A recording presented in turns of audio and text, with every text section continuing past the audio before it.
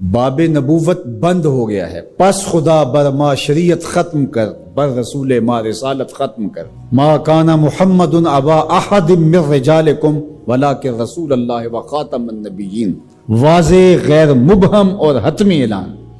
لیکن اس کے باوجود بھی ایک شخص نے کہا کہ میں نبی ہوں، لوگوں نے اسے بھی مان لیا۔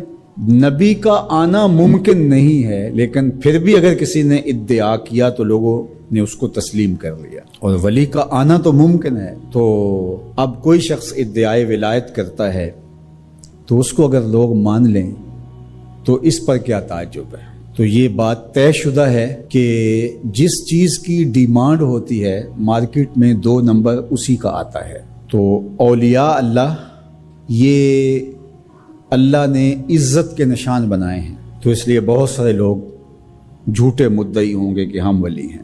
ولی کی جو حقیقی علامتیں ہیں وہ تقوی ہے، ایمان کی وہ اعلیٰ ترین منزل ہے جو اس کو نصیب ہوتی ہے، جو باقی لوگوں کا وہ مقصود نہیں ہے۔ تو اب یہ تو منزل حاصل نہیں ہو پائے گی ان کو۔ اب ولی کی ایک ظاہری علامت جو بادی النظر میں ہے وہ کرامت ہے۔ اب کرامت کا ظہور بھی 2 نمبر لوگوں سے نہیں ہو سکتا، لیکن کوئی جھوٹی بات منسوب تو کر سکتے ہیں اپنے ساتھ، یا کوئی مکر، کوئی فن، اس کو کرامت تو قرار دے سکتے ہیں دجل، فریب اور دھوکے کے ذریعے سے، اور ایسا ہوتا ہے۔ تو اگر 2 نمبر اولیاء پائے جائیں اور ہم پہچان بھی جائیں یہ 2 نمبر ہیں، یا کسی کی جھوٹی کرامت کو سنیں، تو اس کا یہ مطلب ہوگا کہ ہم اولیاء کا انکار کر دیں۔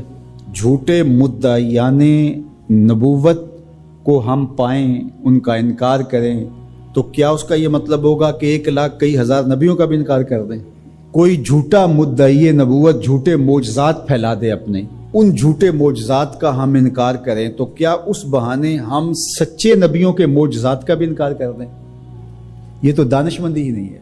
اس طرح 2 نمبر لوگوں کے گڑے ہوئے کلام کو، گڑی ہوئی باتوں کو، ان کے دجل و فریب کو، ان کی تلبیسات کو، ان کی دسیسہ کاریوں کو، ان کے مکر کو، ان کے متبعین کی گڑی ہوئی چیزوں کو، ان کے حفوات کو ہم کیا کرامت قرار دے دیں؟ ہم کہتے ہیں نہیں، بالکل نہیں ہے۔ تو کیا اس کا یہ مطلب ہے، اس کا یہ مفہوم ہے کہ جو اللہ کے ولی ہیں ان کے حقیقی کرامات کا انکار کر دیا جائے؟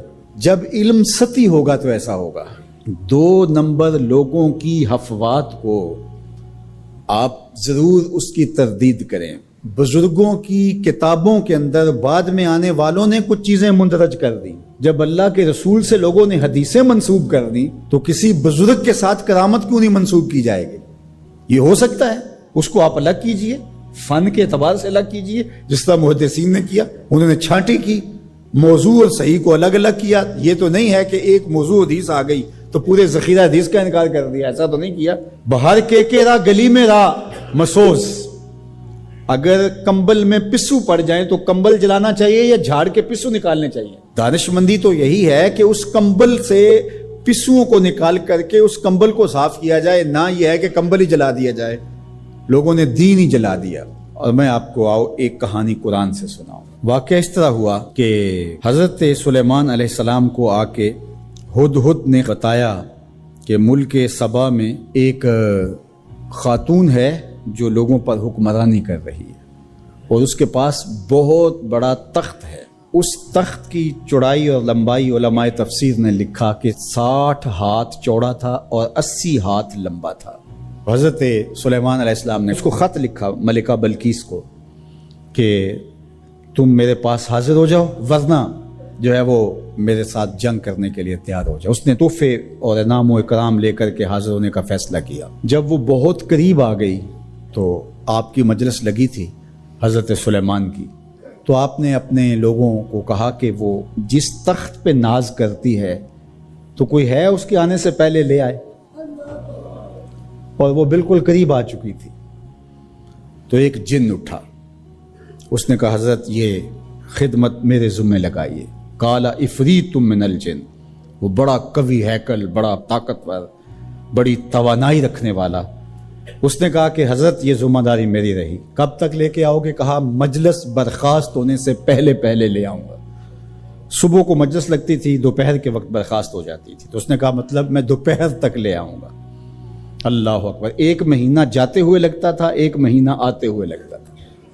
ڈبیا بھی ہو اور جیب میں ڈال کے لے آنی ہو پھر بھی 2 ماہ چاہیے، اور وہاں پہروں کے اندر مکفل تھا، بڑی بات تھی نا، لیکن حضرت سلیمان نے کہا نہیں مجھے اس سے بھی پہلے چاہیے۔ تو پھر کیا ہوا؟ قال الذی عندہ علم من الکتاب، پھر وہ اٹھا جس کے سینے میں زبور کا علم تھا، جو کتاب کو جاننے والا تھا، وہ بولا انا آتی کا بہی قبل ان یرتد الیک طرفک، حضرت آپ آنکھ بعد میں جھپکیں گے تخت پہلے پڑا ہوگا۔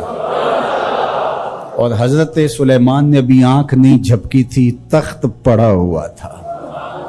1 مہینہ جاتے ہوئے لگتا ہے، 1 مہینہ آتے ہوئے لگتا ہے۔ یار حضرت سلیمان کا امتی آنے واحد میں تخت لے کے قدموں میں حاضر کر دیں، اور یہ قرآن نے کہا ہے، تو شاہ نقش بند بخارے سے قابل میں نہیں آ سکتے۔ باقی امتوں کے ولی شانوں والے ہیں، لیکن جس طرح حضور نبیوں سے افضل ہیں، حضور کی امت امتوں سے افضل ہے، حضور کی امت کے ولی باقی امتوں کے ولیوں سے افضل ہے من حیث المجموع۔ حضرت سلیمان کے غلام کی شان ہے کہ آنے واحد میں یہ کرشمہ کر دکھاتے ہیں، اور مقتدی بن کے حضرت سلیمان مسجد اقصی میں جس نبی کے پیچھے کھڑے ہیں، اس امام کی شان کا عالم کیا ہوگا؟ جس کے غلام کی یہ شان ہے، اس کے امام کی شان کا عالم کیا ہوگا؟